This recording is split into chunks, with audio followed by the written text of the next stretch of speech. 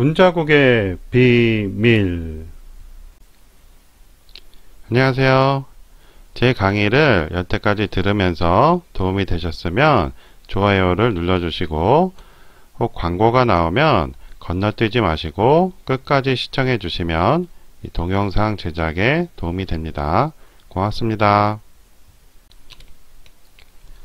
지난 시간에 이어서 제주는 복희인가에 대해서 알아보는 거 있습니다. 그 중에 사망 본기에 나오는 거인에 대해서 알아보겠습니다. 자, 모친의 화서씨는 뇌택에서 대인의 발자국을 밟고 복희씨를 낳았다는 전설이 있습니다. 중국 신화 이야기 184에서 186쪽에 이렇게 써 있어요. 중국 신화에 등장되는 몇 안 되는 유토피아 중에 한 곳인 화서씨의 나라에 이름 없는 아름다운 아가씨가 살고 있었다. 어느 날 아가씨는 그 나라의 동쪽에 있는 우레신의 연못인 뇌택 호숫가로 놀러 나갔다. 아가씨는 호숫가에 커다란 거인의 발자국 같은 것이 찍혀 있는 것을 우연히 발견했다. 오, 엄청나게 크네. 내 발이 수십 배는 되겠어. 어디 한번 대볼까? 아가씨는 호기심에 발을 그 발자국 안에 갖다 대었다. 그런데 바로 그때였다. 그 이상한 발자국에 발을 갖다 대는 순간 뭔가가 가슴속에서 덜컹하는 것이었다. 뭘까 이 이상한 느낌은? 그런데 기이한 일이 일어났다. 그날부터 아가씨 몸에 태기가 있었던 것이다. 그리고 10달이 지난 뒤 아기를 낳았으니 그가 바로 복희였다. 거인은 동서 양쪽 기록에 나옵니다. 바이블 민수기 외 여러 곳에 언급되는 네필림은 거인으로 번역됩니다. 이렇게 본다면 이집트의 거대 석상이나 거인 벽화는 실제 거인일 수도 있습니다. 민수기가 영어로 이렇게 되고요. 여기 이렇게 나와 있어요. 거기서 네필림 후손인 아낙 자손의 거인들을 보았나니 우리는 스스로 보기에도 메뚜기 같으니 그들이 보기에도 그와 같았을 것이다. 그러니까 거인과 비교해서 사람이 메뚜기처럼 너무 작았다 이 말이에요. There we saw the giants 라고 거인이라고 나오죠. 이건 영문은 그 해설본마다 조금 다른 것 같더라고요. 판이 여러 개 있잖아요. 이집트에는 이렇게 큰 거대 석상들이 많이 있죠. 그런데 이것이 그냥 단순하게 크게 만든 게 아니고 실제 거인 크기로 제작했을 수 있다는 거예요. 시체는 네필림들이 외계에서 온 거인이라고 주장을 합니다. 틸문 그리고 하늘에 이르는 계단 제카리아 시친이 지은 책이죠. 이 책 182쪽에 이렇게 써 있어요. 네필림은 흔히 거인으로 해석되는데 문자 그대로 해석하자면 지구에 던져진 자들이라는 뜻이다. 그들이 바로 하나님의 아들들이며 쉔의 사람들로서 우주선을 타고 온 사람들이었던 것이다 라고 해요. 거인 외계인들은 화성인이라는 주장도 있습니다. 먼 옛날 화성에서 핵전쟁으로 원래의 화성이 폭파되어 사라지고 화성의 위성이었던 화성달이 현재의 화성이 되고 본래의 화성은 소행성 때가 되어 화성과 목성 사이에 위치한다는 설이 있습니다. 위키피디아의 건데요. 여기 보면 지구가 있고 여기가 화성이에요. Mars라고 써있죠. 그 다음에 여기가 Jupiter, 목성이거든요. 요 사이에 화성하고 지구, 목성 사이에 소행성 때가 있어요. 이것이 이제 옛날에 원래 화성인데 이게 폭발하면서 이 궤도를 돈다는 것이죠. 사라진 고대 문명의 수수께끼 필리코펜스 지음이죠. 여러 번 인용됐습니다. 이 책 104쪽에 이렇게 써있어요. 알제리 남동부 사하라 사막에 있는 자바렌에서 그는 통행로, 교차로, 광장 등이 있는 도시를 발견했다. 도시의 벽들은 수백 개의 그림들로 뒤덮여 있었다. 자바렌은 투아레그 말로 거인들이라는 뜻인데 이 이름은 도시 내에서 발견된 그림들을 가리킨다. 어떤 그림들은 인간의 형상을 묘사했는데 그 크기가 정말 거대하다. 그중 어떤 것은 높이가 무려 5.5m나 된다. 그 그림들 중 상당수가 화성인을 묘사했다. 로트로서는 수백 마리 황소 그림을 본 것은 그때가 처음이었다. 자바레는 곧 타실레의 가장 오래된 장소 중 하나로 분류되었고 어떤 암벽화는 기원전 9000년대 것으로 추정된다. 기원전 9000년이면 11,000년 전이잖아요. 그러니까 신시시대 초기에 해당이 돼요.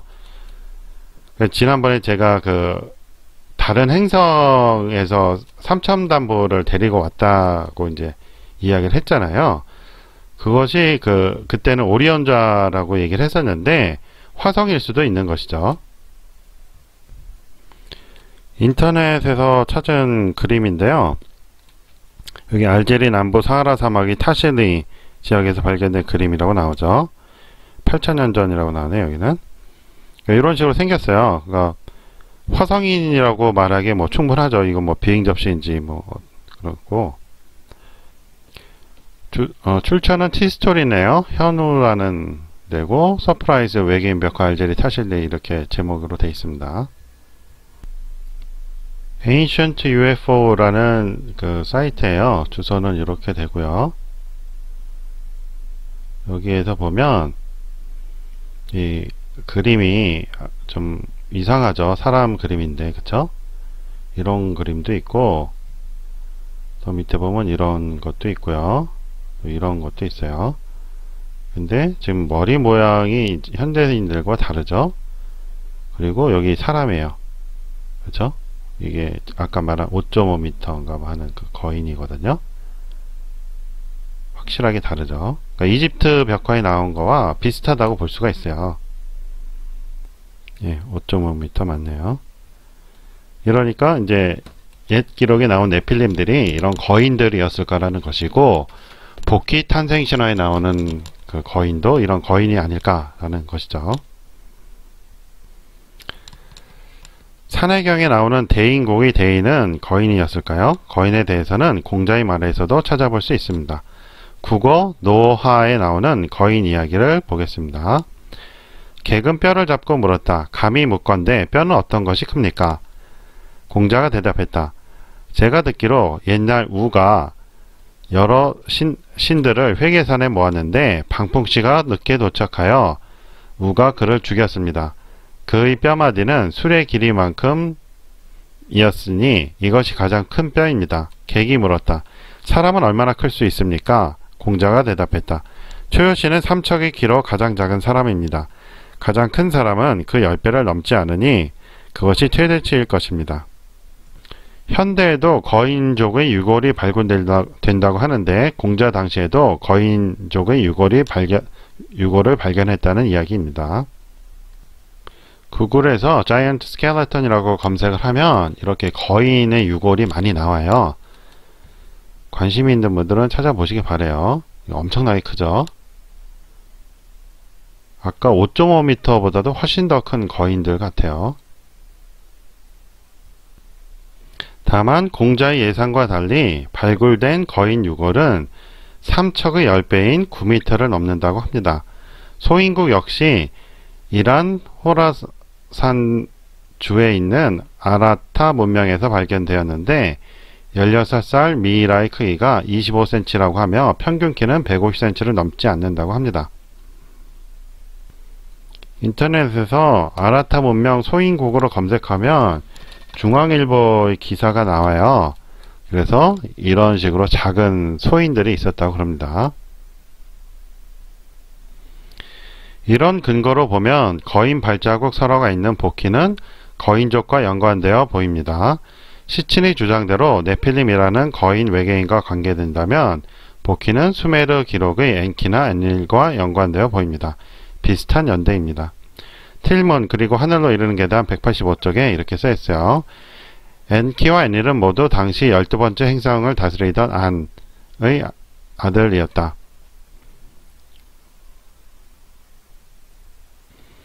안이라는 이름은 하늘에 있는 바로 그 사람이며 이런 식으로 와 같은 별 모양의 그림으로 표현했다.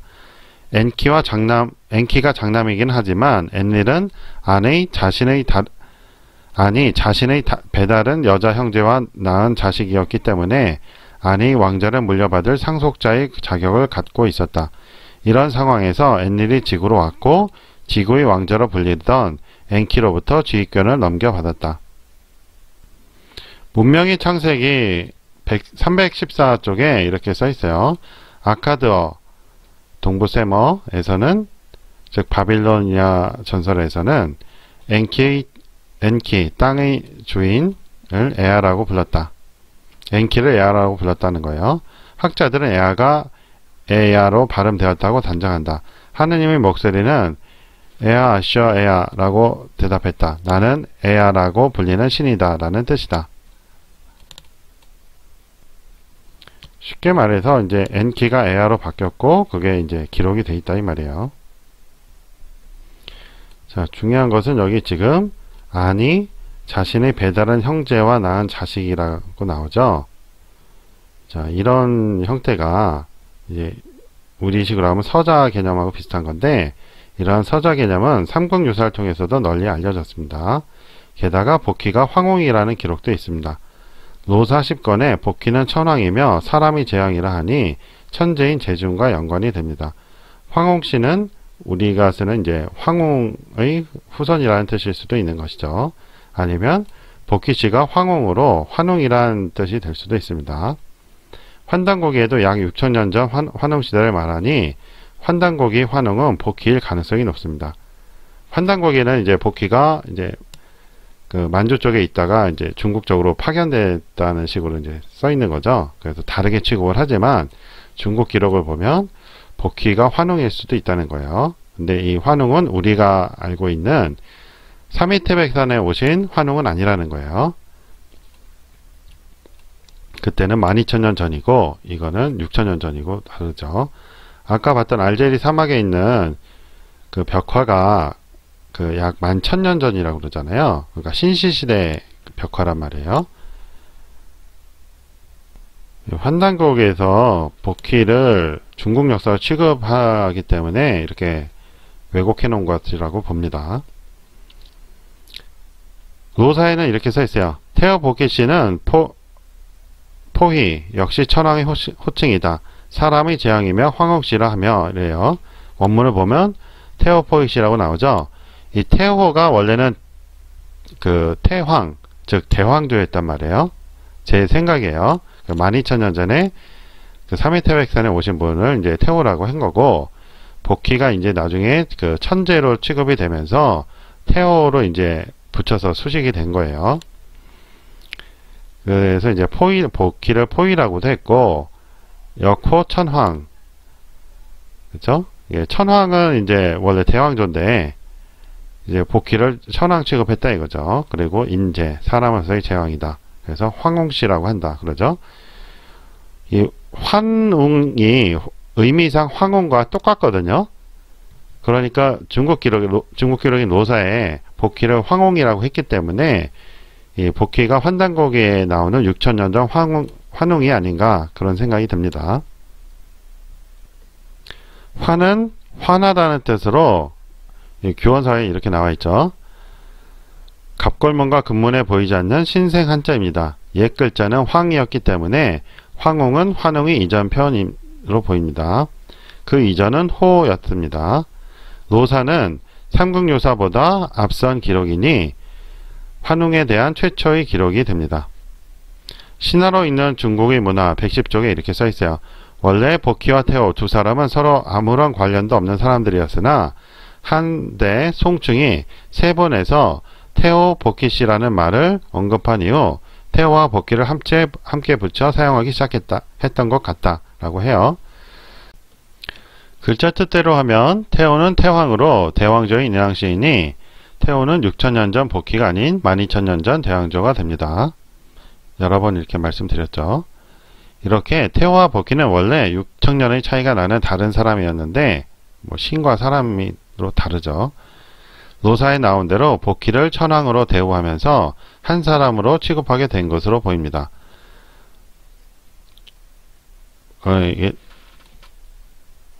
노사에도 이렇게 나오고 이제 세 번에서 이제 태호와 복희라고 했다고 그랬죠. 복희가 천왕으로 취급되면서 복희를 대왕조의 뜻인 태우로서 환웅으로 여겼다면 환웅시대를 12,000년 전이 아닌 약 5,900년 전으로 기록한 환동고기와도 비슷하고 수메르 기록과도 비슷해집니다. 약간의 차이는 있으나 고대 기록은 연도가 정확하지 않으므로 오차는 인정해야 됩니다. 이러한 오류는 삼신일체설을 통해 환인, 환웅, 환검의 셋이 한 분이라는 설에도 나타나며 더 나아가 환인, 환웅, 단군, 환검이 한 분이라는 왜곡에서도 보입니다. 이러한 왜곡이 있기 전에 이미 대왕조 환웅과 복희를 태호로서 한 사람으로 취급한 것을 알 수 있습니다. 대종교에서 개천연도라고 해서 현재 단기보다 124년 앞선 연도를 쓰는데 그것이 이 삼신일체라는 설에 의해서 왜곡된 것이라는 거예요. 그 대왕조 환웅께서는 그 12,000년 전에 신석기 시대를 연분이고 단군은 이제 뭐 BC 2333년 전이고 환검은 그거보다 이제 304년 앞선 군자국이 천재죠. 서로 다른데 그리고 환인은 하느님이잖아요. 우주를 창조하신 분인데 사람이 아니죠. 그 형태가 없는 신이죠. 이런데 그 셋을 하나로 여기면서 역사 왜곡이 일어난 거예요. 그러면서 연도에 착각이 생긴 것이죠. 수메르 신화에서 두 번째로 강력한 신은 엔릴입니다. 엔릴이라는 이름은 영공의 왕을 뜻하는데 고대의 다른 나라에 나타난 신들의 우두머리인 기후의 신, 또 혹은 태풍의 신의 원형에 가까운 신이라 할 수 있습니다. 복희가 바람풍이라는 성을 가진 것과 연관이 되죠. 엔키는 사람을 창조했다고 하는데 이는 복희의 누이 또는 부인으로 설명되는 여호와가 사람을 흙으로 창조했다는 것과 연결이 됩니다.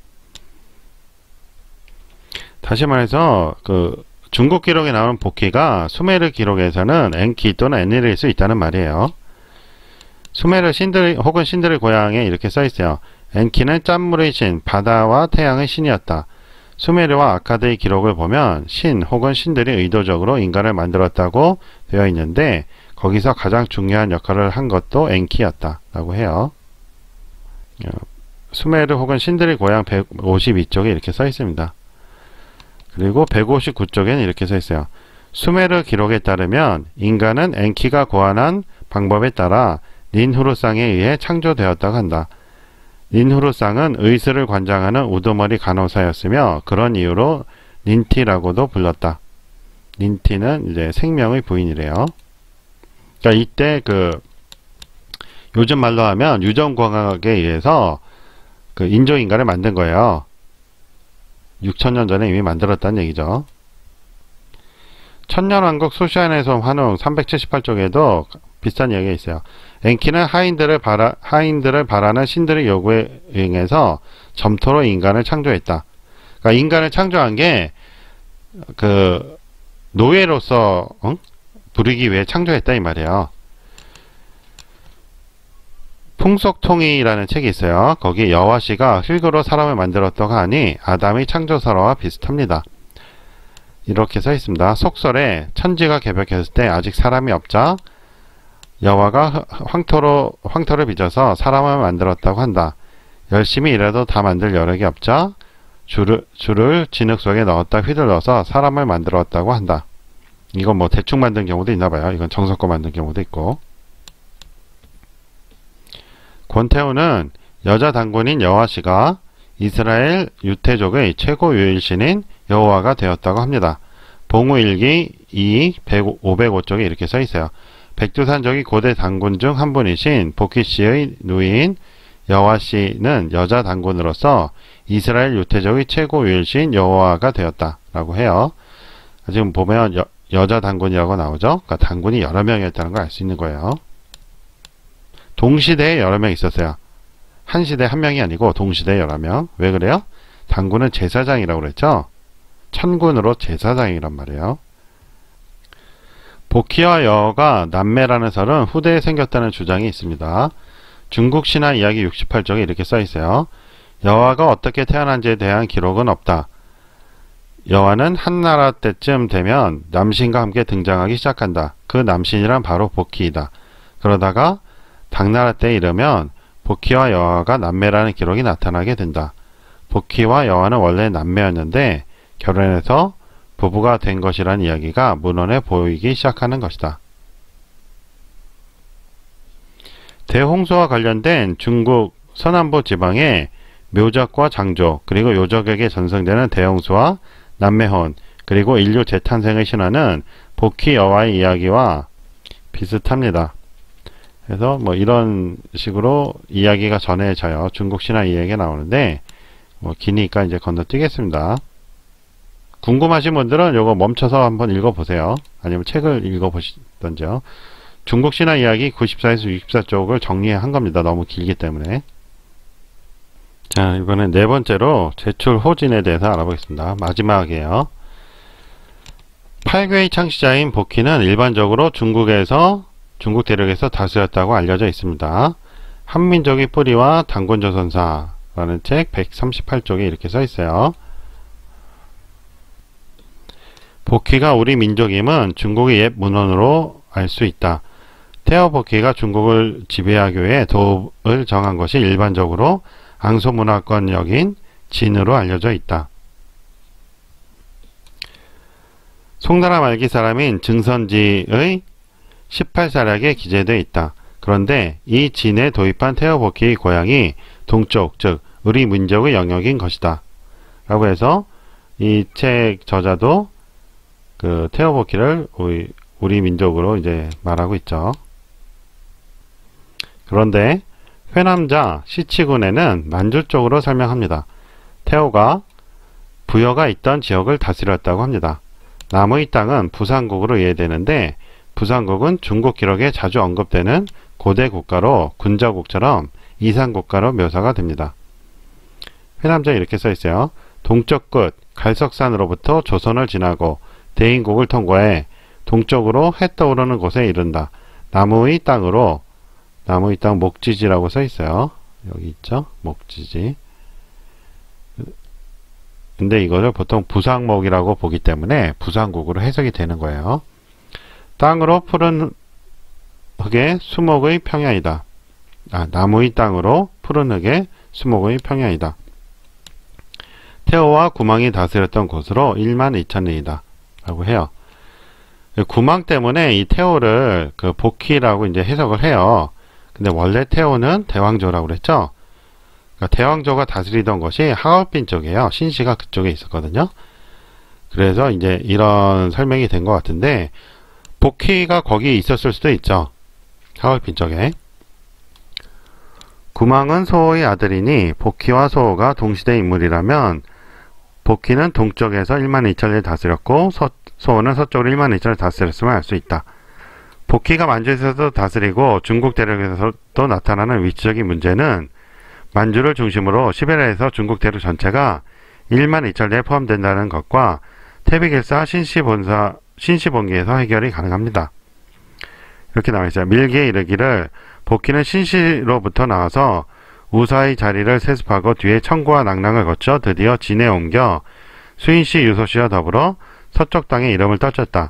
후에는 갈리아 풍산에 거주하니 역시 성은 풍이다.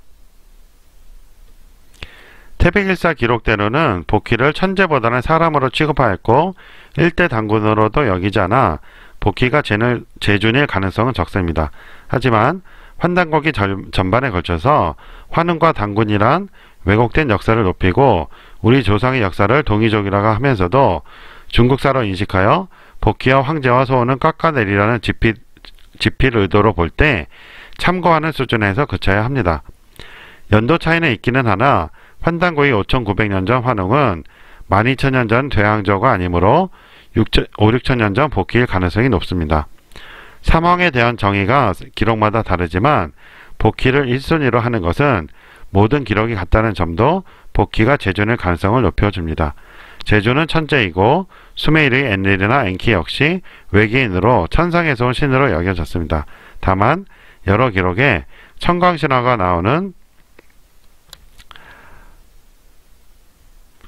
대왕조 환웅과 인간으로 태어나 이주세력이라 주장되는 환웅이 있으니 둘의 구별이 필요하며 복희는 모든 기록에 인간으로 태어났다고 하니 인왕씨로서 이신화인하여 내려오신 대왕조 환웅과 다르며 이주 세력으로 주장되는 환웅이 복희와 비교 가능할 것입니다.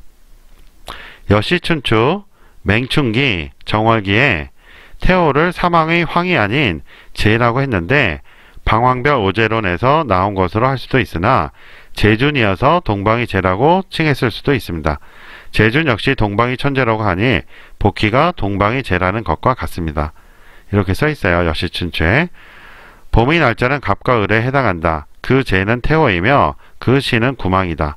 해서 제, 태호라고 나와 있죠. 복희가 동방의 제이어서인지 동방민족의 선조신이라고 합니다. 신화로 읽는 중국의 문화 110쪽에 이렇게 써 있어요. 이상의 논증을 통해 우리는 복희가 바로 동방부족의 제준족의 구성원이었으며 호랑이로서 상징을 삼았던 부족의 수령과 선조였다는 점을 짐작해 볼 수 있다. 라고 해서 제준족의 구성원으로 보는데 이렇게 되면 제준이 대왕조가 되는 거예요.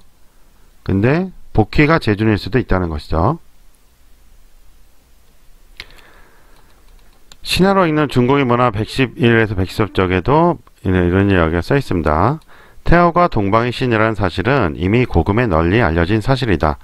이는 또한 복희가 본래 동방민족의 선조신이었다는 사실을 증명해 주는 것이라고 하겠다. 이상의 세 가지 예증을 통해서 우리는 복희가 본래 동이족이었다는 사실을 추론해낼 수 있었다.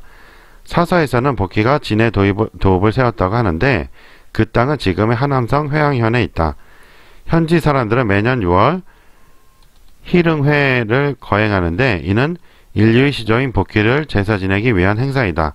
복희의 팔괘단 역시 이곳에서 전해지는 전설이다. 장자 역시 동방 사람이었던 까닭에 전해오는 고대 신화가 그의 기억 속에 많은 흔적을 남겼을 것이다. 이게 중국 사람이 쓴 책이거든요. 신화로 읽는 중국의 문화. 거기에서 복희를 동방민족의 선조신이라고 얘기를 해요. 그렇죠? 그러니까 환단고기의 기록이 좀 문제 있다 이 말이에요. 복희가 동방민족의 선조신이라면 역시 동방의 신이라는 제준이 복희일 가능성이 높습니다. 문자, 상례와 장자, 선성에도 회남자 남명운의 기록처럼 황제보다 복희 시대가 더 좋은 세상이었다고 하니 제준이 복희일 가능성은 높습니다. 황제의 다스림도 오히려 복희 씨의 도에 미치지 못하였다라고 여러 기록에 있어요. 앞서 살펴본 응급칠첨, 헌원본기를 다시 보면 황제 때 이미 구의가 있었던 것을 알 수 있습니다. 그렇다면 구의는 제준과 연결될 수 있으니 제준은 복희로 생각됩니다. 응급칠첨에 이렇게 나와 있죠. 황제 가로되 봉황새가 난리를 만나면 곧 떠나서 구의에 살았다. 그러니까 황제 가로되니까 황제왈이잖아요. 이미 구의가 있었던 거예요. 동방군자의 나라에서 봉황이 나오고 또는 단열산에서 봉황이 나온다. 게다가 북한의 단군릉 측정연대가 5000년 이전으로 1세 단군이라는 복희 시대와 비슷합니다. 고조선 사라진 역사 92쪽에 이렇게 써있어요. 단군릉에서 나온 인골은 측정연대가 기원전 2333년보다 훨씬 앞선 기원전 3000년 이전으로 올라간다. 물론 복희시의 무덤이 북한이 아닌 중국 하남성 회양현과 산동선 곡부에 있다고 전하는데 이마저도 실제 무덤인지 확실치 않으나 규원사와 단군기에 회양 땅이 태호의 예터라고 한 것으로 보아 복희의 릉은 회양의 것이 맞는 것으로 보입니다. 규원서에 이렇게 써있죠. 한나라 회양 땅은 옛날 진나라 땅으로 본래 태호의 예터이다 라고 써있어요. 헝가리에서도 기원을 5000년 넘게 잡는다고 하니 단군이 아닌 복희가 기준인 것으로 보입니다. 단군이 나라 카자흐스탄 332쪽에 이렇게 써있어요.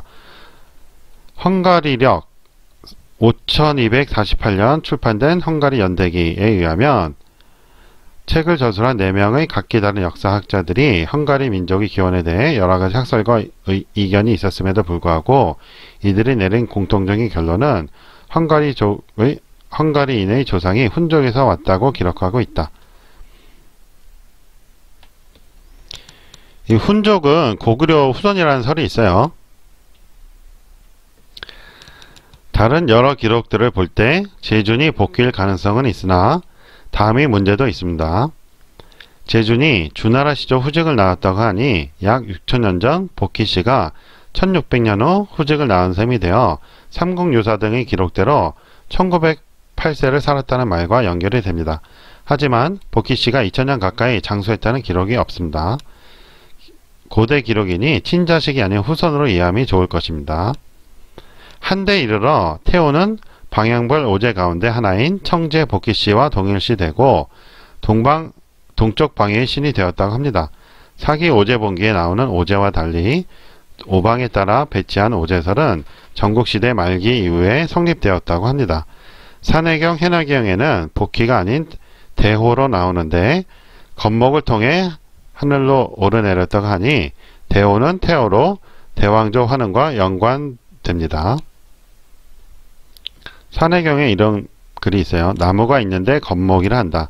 대호가 여기를 지났고 황제가 가꾸고 지키던 나무이다 하면서 태호가 아니고 대호라고 나와요. 이게 오타일 수도 있는데요.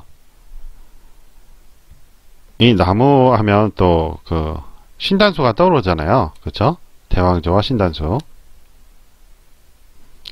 신화로 읽는 중국의 문화라는 책에서 복희씨 업적을 정리를 해놨어요. 상당히 깁니다. 궁금하신 분들은 그냥 읽어보세요. 너무 길어서 그냥 쭉 넘어가겠습니다.